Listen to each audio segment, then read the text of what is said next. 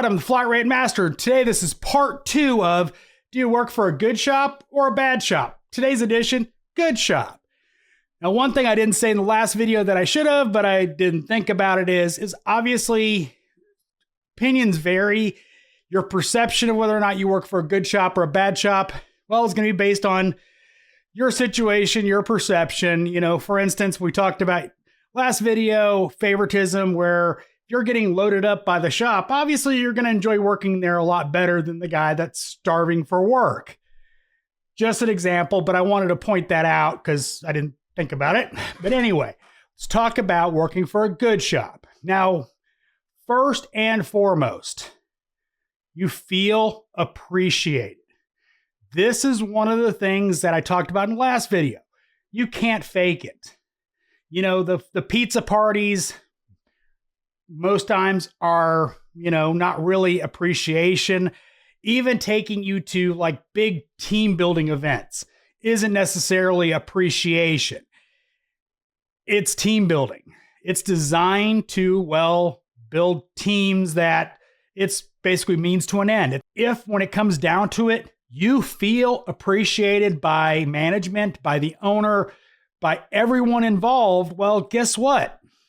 That's a pretty good start for working at a good shop. If they actually appreciate your efforts day to day and show you that, it's a good shop. I mean, overall, there may be other problems with it. That's just the nature of the beast. But the fact of the matter is if they actually show you and you feel appreciated, that goes a long way. Now, whether or not you're compensated for it, that's a different issue, but you're being appreciated in what you do. And that's the big thing.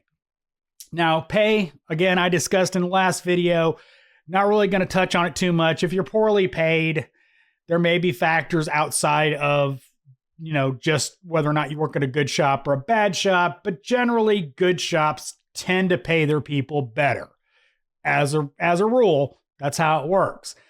Not necessarily so, but generally they appreciate their staff. They want to compensate them fairly. Obviously, if you work in a good shop, equipment's not going to be a problem. It's fixed when it breaks. If you need special tools, they order them.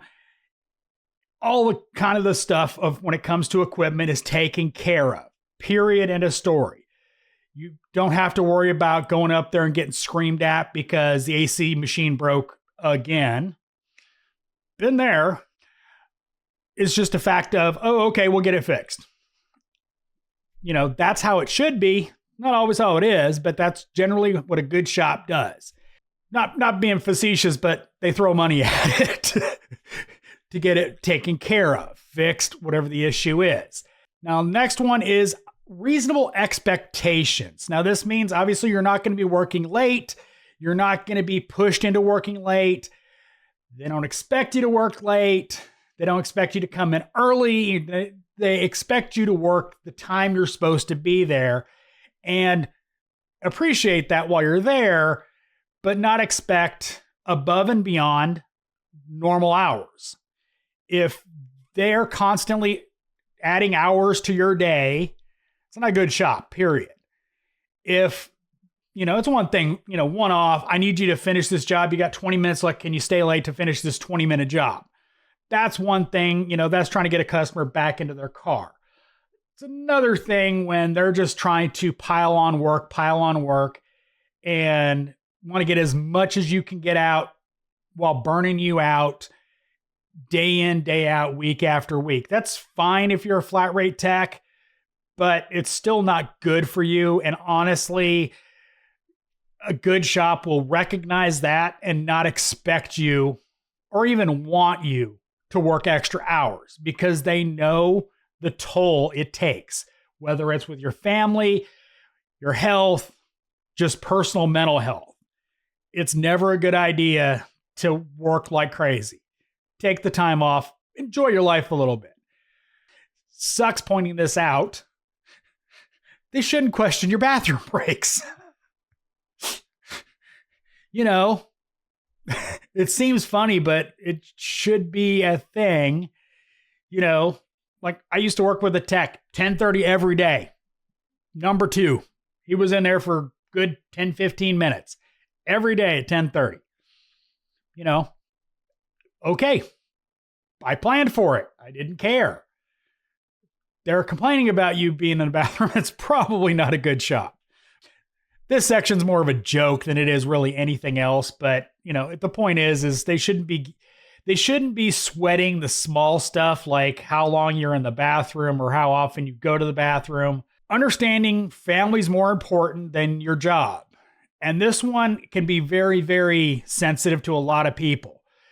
So a perfect example of this, I had a sick kid.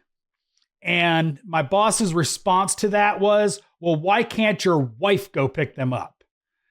Well, the circumstances of that was my wife was an hour away in Buckhead and I was 15 minutes away.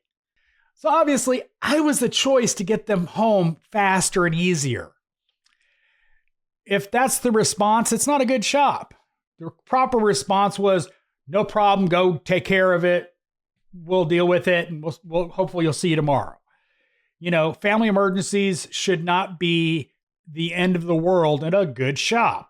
They should be take care of your family. You know, like getting time off to go see your kid's baseball game or something like that. It shouldn't be catastrophic that you take some time off. You know, regardless of whatever the problem is, whether it's taking care of a sick kid. You know, obviously if you're going to a kid's baseball game, you should have, you know, arranged for it before the day of, but you know, that's common courtesy across everybody, but it shouldn't be a problem to ask for that time off. And I've worked at many places where that was an actual issue. You know, even taking 20, 30 minutes off early just to make sure you made it was a problem. And that's not a good shop. So it should just be a simple, hey, I got this thing going on. Can I take this time off? Sure, no problem. Go do it. That's a sign of a good shop.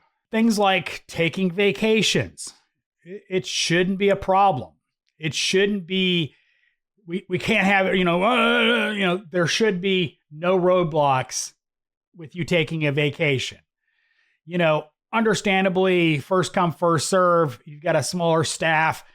You can't have everybody taking the week of Christmas off, for example, but also it shouldn't be that huge of an issue to have a couple people off at the same time, especially when you have 8 to 10 techs or plus.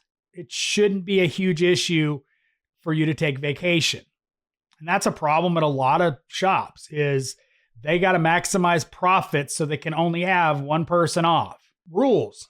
They apply evenly to everybody.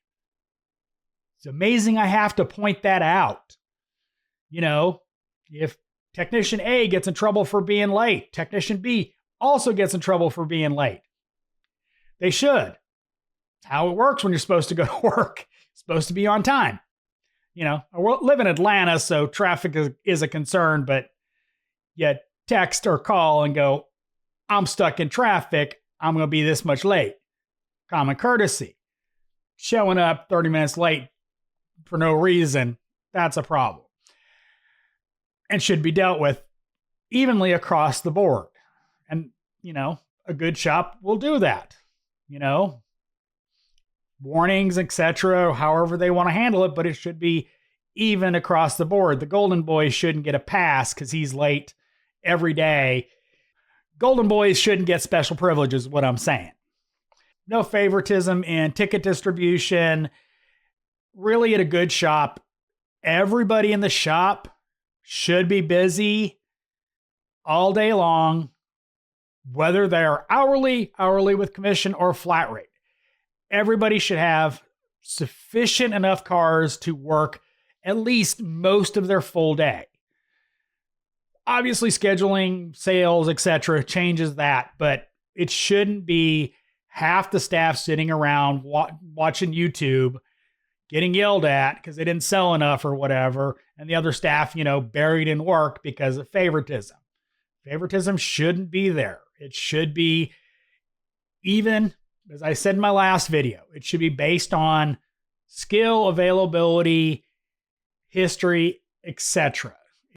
should be based on who needs work versus who's my buddy and who do I need to take care of.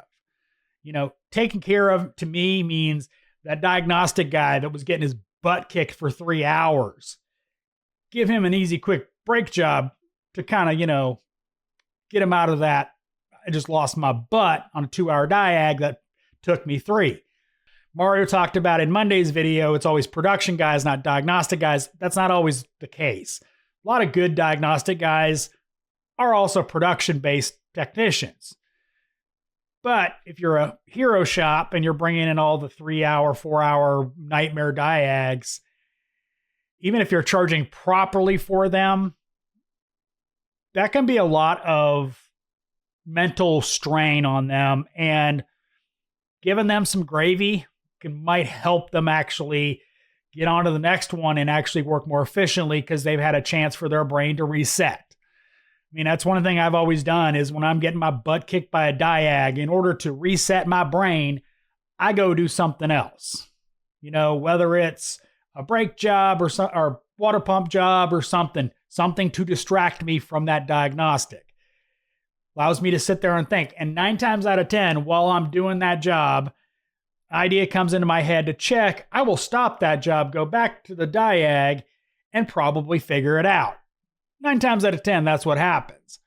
It shouldn't be based on productivity, because how do you know the other guys can't be productive if they always run out of work?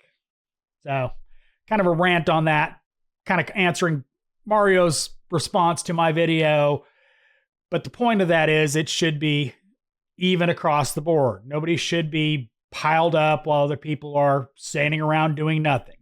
If you're standing around doing nothing in a shop all the time, it's not a good shop. At a good shop, everybody will be busy. Most of the time they're there. You know, obviously people goof off and stuff like that, but that's necessarily not a good employee rather than a poor employer. So anyway, hope you enjoyed this video. As always, thanks for watching. I am the Flat Rate Master.